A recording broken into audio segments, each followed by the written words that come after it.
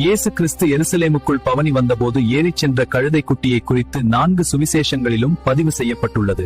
இது சகரியாவின் தீர்க்க தரிசனம் நிறைவேறுதல்.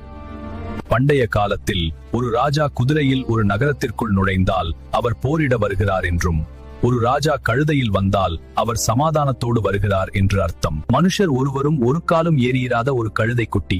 நியாய பிரமாணத்தின்படி தேவனுக்காக பிரத்யேகமாக பயன்படுத்தப்படும் ஒரு விலங்கு சாதாரண மனித வேலைகளுக்காக பயன்படுத்தக்கூடாது. கழுதை அல்லது கோவேறு கழுதையில் பவனி வருவது இஸ்ரவேலின் ராஜாவோடு தொடர்புடையது. தாவீது ராஜா சாலமோனை ராஜாவாக அறிவித்த போது கோவேறு கழுதையில் ஏற்றினார். பழக்கப்படுத்தப்படாத ஒரு கழுதை குட்டி மக்கள் கூட்டம் பெரிய சத்தத்தை கேட்டால் மிரண்டு பயந்து ஓடும். ஆனால் எந்த மிரட்சியும் இல்லாமல் அது இயேசுவை சுமந்து கொண்டு அமைதியாக சென்றது. இயேசு இரவல் வாங்கப்பட்டன முன்னணியில் பிறந்தார். இரவல் படகிலிருந்து பிரசங்கித்தார்.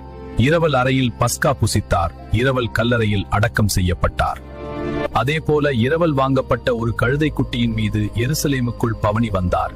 இது இயேசு தம்மை தாமே